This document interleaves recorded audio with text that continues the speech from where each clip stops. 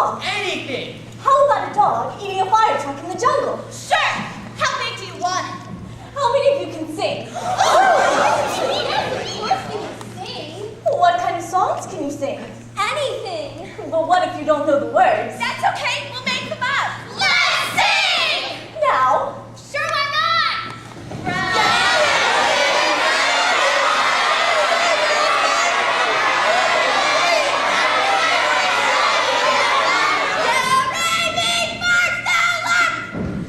how many of you can dance?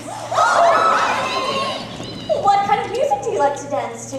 Any kind. Let's dance. Now, Sure, why not?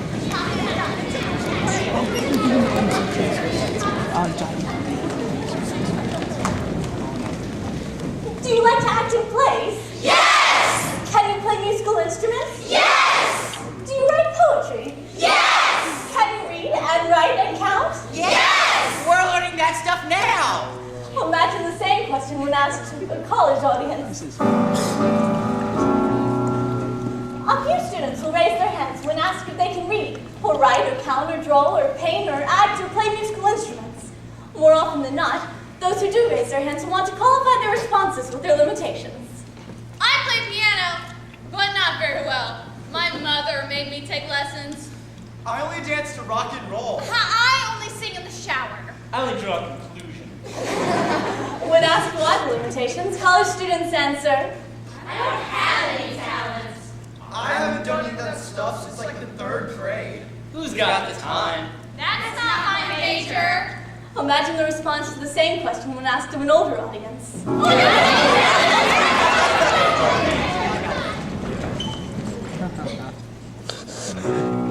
What went wrong between kindergarten and now? Whatever happened to you? Yes, of course I can.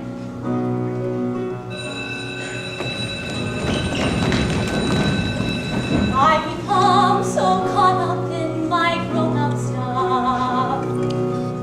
It seems I've lost my spontaneity, not to mention perspective on living life.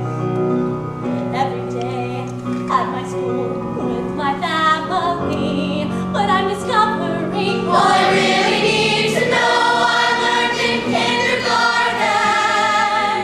About how to live, what to do, how to be.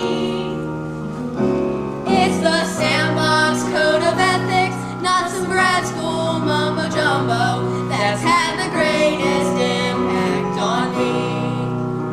I learned to share, play fair. Don't hit people, don't take things that don't belong to you.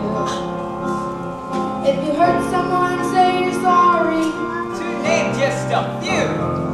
Clean up your own mess and wash your hands before you eat. Hold hands and stick together when you cross the street. Flush, live a balanced life, learn something somewhere can't play. And sing and dance and draw and take a nap each day. Be aware of wonder. Think of the seed in the paper cup. Who knows why the roof goes down and the plant goes up? But we're all like that. And just as the seed of the house and the bee and the goldfish will all die someday. Well, so will we. Remember the first words you learned in your Dick and Jane book. The biggest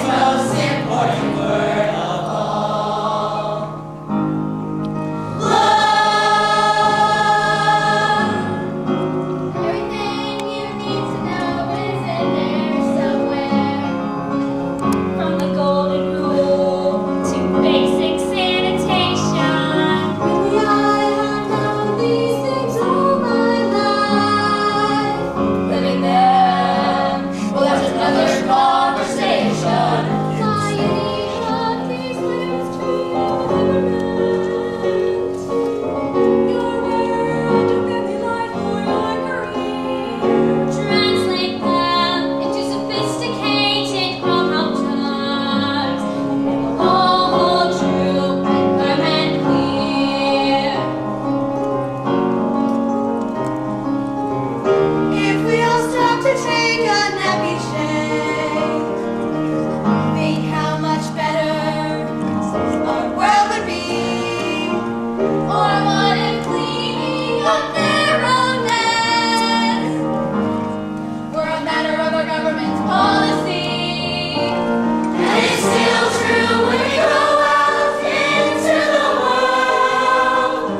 In these uncertain times, uncertain weather, it doesn't matter if you're 6 years old or 60. We should all hold hands and sing together. Remember the first words you learned in the Dick and Jane book, the biggest, most important word of all.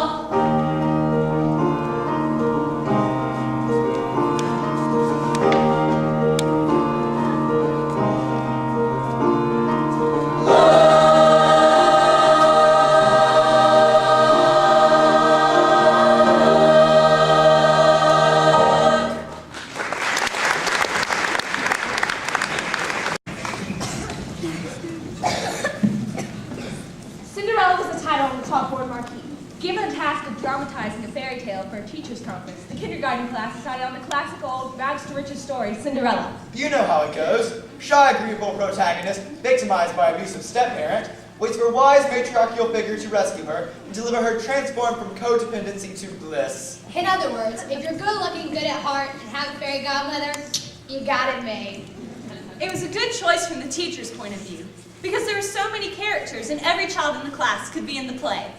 A list of characters was compiled as the class talked through the plot of the drama. There was the absolutely ravishing Cinderella, The evil stepmother. The two wicked but stupid stepsisters. The beautiful and wise fairy godmother. The pumpkin. Mice. coachman, Horses. King. All the people at the king's ball. Generals. Admirals. Knights. princesses, And of course, that ultimate object of fabled design, the prince. Yes! Who, if you recall, was really only a salesman interested in pushing his inventory of glass slippers. The children were allowed to choose roles for themselves. As the parts were allotted, each child was labeled with felt pen and paper and sent to stand on the other side of the room until casting was completed. Finally, every child had a part. Except one. One small boy who had remained quiet and disengaged from the selection process. Norman, a kid who was somehow different. Not weird, just different. In the way he looked at things. Norman was always thinking, and like so many misunderstood but great thinkers, Norman was teased a lot by his classmates, causing him to live on the fringe of kindergarten society. Well, Norman, said the teacher, what are you going to be? well, I'm gonna be the pig. Pig? But there is no pig in the story of Cinderella. Well, there is now. Norman did not relate to being a footman or a mouse or a pumpkin. He knew his character, Pig. And he was not about to give up his role in the play and go stand against the wall where a loser would stand.